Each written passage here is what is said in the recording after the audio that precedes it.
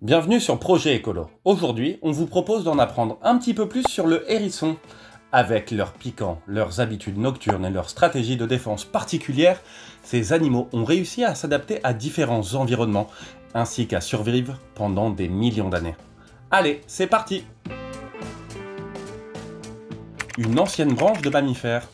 Les hérissons font partie des euthériens, un groupe de mammifères placentaires dont nous avons des fossiles datant de plus de 15 millions d'années. Il existe aujourd'hui environ 16 espèces différentes, réparties entre l'Europe, l'Afrique et l'Asie, bien que l'homme les ait également introduites dans des endroits comme la Nouvelle-Zélande.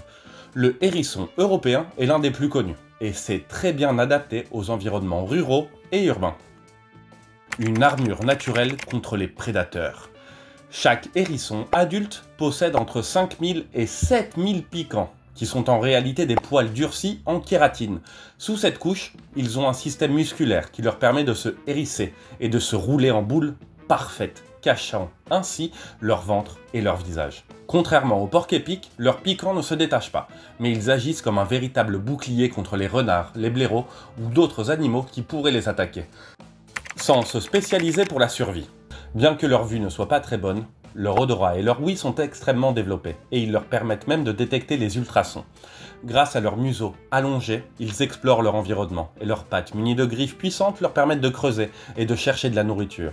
La nuit, ils parcourent de longues distances, jusqu'à 3 km, à la recherche de nourriture, se déplaçant à un rythme similaire à celui de la marche humaine. Une alimentation variée et flexible. Les hérissons sont principalement insectivores, mais ils ne se limitent pas à cela. Ils se nourrissent de coléoptères, de vers de terre, de chenilles, de limaces, d'escargots et occasionnellement d'œufs, de grenouilles ou de petits mammifères. Leur dentition, qui compte jusqu'à 44 dents acérées, est adaptée pour broyer la chitine et tirer parti des protéines animales. En captivité, ils peuvent manger des aliments spécifiques, des insectes ou même de la nourriture pour chats à faible teneur en matière grasse. Mais les produits laitiers leur sont interdits car ils sont intolérants au lactose. L'étrange comportement de l'auto-onction. L'un des comportements les plus curieux des hérissons est l'auto-onction. Lorsqu'ils perçoivent une nouvelle odeur, ils la mâchent et produisent une mousse qu'ils étalent ensuite sur leur piquant avec des mouvements acrobatiques.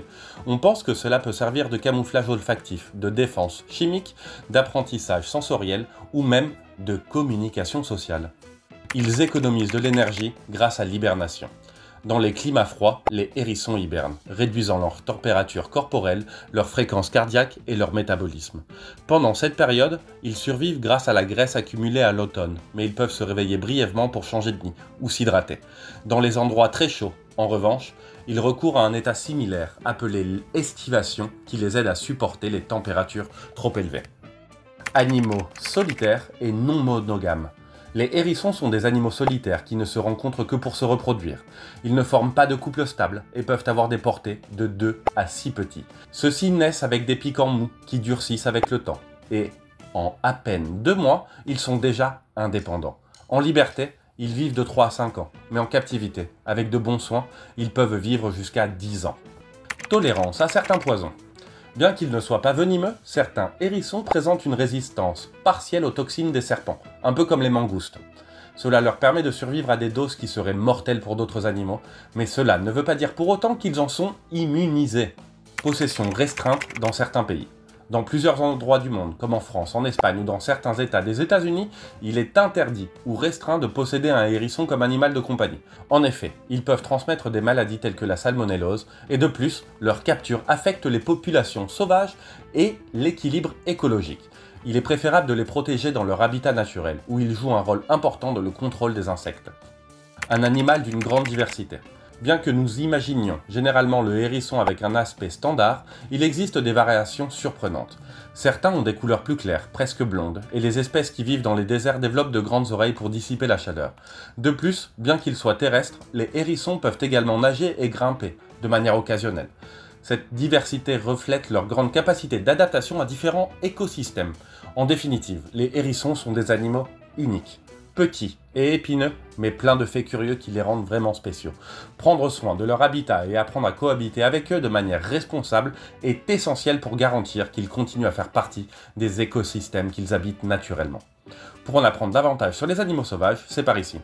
Est-ce que vous saviez tout ça sur les hérissons? Dites-le nous en commentaire et n'hésitez pas à vous abonner. À bientôt les écolos!